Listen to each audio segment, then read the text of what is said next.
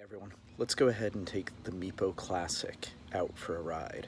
So this board should get about 11 miles of range, 17 and a half kilometers. I weigh about 151 pounds today. I think that's about 68 and a half kilos. So we'll go ahead, go for a ride, show you a little bit about how it handles on the flat, which is pretty good, and then we'll go ahead and talk about some of the downsides to this board, or they could be upsides depending on how you look at it, but it is a pretty short board, so we'll take a look at some scratches that happen on the ESC casing, the battery casing, things like that, and maybe talk about some ways to fix it. Let's go for a ride. Ooh, did you hear that thunk? That was just coming out of my driveway, which is darn shallow. It's not a curb at all in any sense of the word.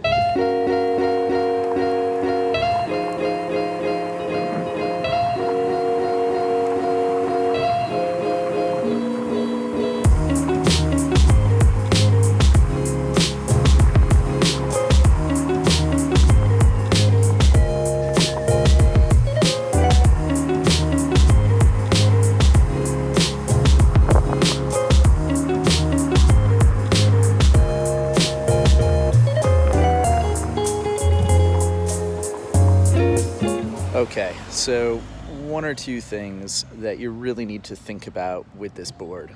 I mean, it's economical, right? Sitting at $399, might go up to $419 at some point, but it is a truly good deal of board. That being said, Hobby Wing ESC, nice smooth acceleration. It is very smooth on the braking. When you are up at speed, others have talked about this, it is not the quickest to brake. You're looking at a pretty extended brake time. The other thing is, with this low deck, I mean, you're gonna scrape those casings, like I said, for the battery case and the ESC. I've seen a couple of videos out there from others that, their boards look pristine on the bottom. Mine doesn't. I've already scraped off the number sticker, all that kind of stuff. It just is what it is. The other thing is, because it is such a low board and it's concave and close to the ground, you do lose a little bit of the flex. I mean, if, when you're jumping up and down on this thing, it'll bottom out. And it is a great ride on smooth surfaces. Awesome for all of that. It is painful, even just on a sidewalk. So I don't know if you can hear the thud, thud, thud behind the cars right now. I'm just cruising down the sidewalk, and you just feel every single one of them. This stretch that I go down is probably about just half a mile long, and I do this one just about every day. And ooh, man, I'm gonna get to the end of this, and my feet are just gonna be numb, particularly my rear foot, just from the thud and the extra weight of that hub motor. You really feel it. I mean, it rattles all the way through. So that might be a consideration for you. If you do not have nice smooth roads to ride on, it's definitely a thing.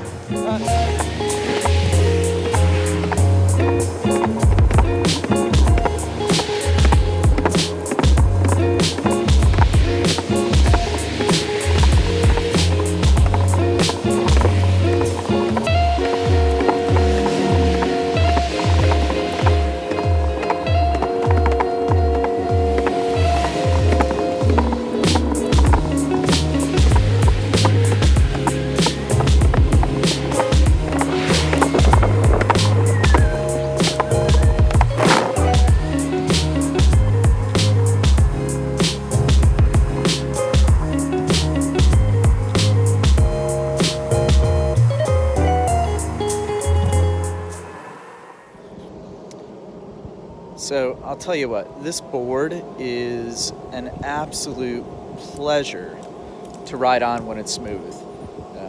There are plenty of roads here in Florida. You find your way into these little neighborhoods, and it is great. It's a carvy little thing with these custom shredder trucks.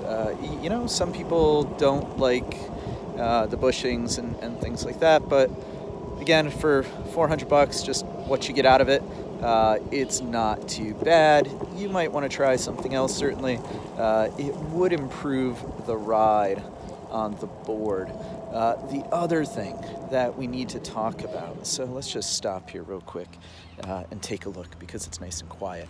So if I hop down and just bring the board up here, you can see that we have things like the casing bolts coming straight up in it. So that's fine, right? They're just sitting up there on the deck, and that's all well and good. But I mean, that's right where your feet are. So each one of those bolts, you know, when I was back on that sidewalk there and just thud, thud, thud, you feel those bolts just pushing right into your feet, particularly when you're wearing skate shoes. So you kind of want to feel the ground underneath you. You want it to be a nice ride where you can feel the road. And, oh boy, do you feel it sometimes. Just can't stress that one enough. So beyond bushings, you might want to look at things like shock pads. It might be helpful to you to go ahead and see if there's a truck riser that you like and want to get in there. I think what I'm going to do on this one is I've ridden it around a little bit in just the drop down form, but I do want to lift it up and see what's going to happen if I actually take those trucks and get them under the board rather than through it. That'll add more than a few centimeters. You know, give me at least another 1.5 centimeters, 2 centimeters of clearance, because there is only about 3.5, maybe 4 centimeters of clearance underneath the battery casing, the ESC casing. But you know, it was made to be ridden and to have fun on. So.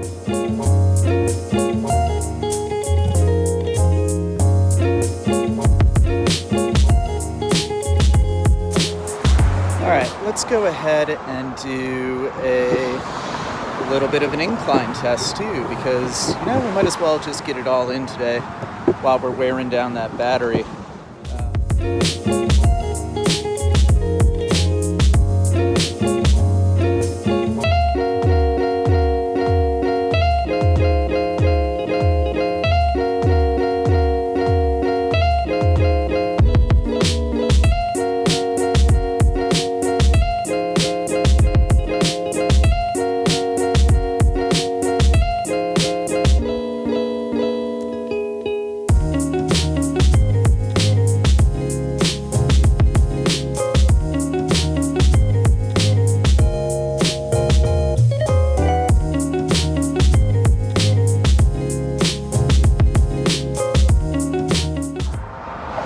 So heading down the other side of that bridge, and just gonna keep kind of braking our way down.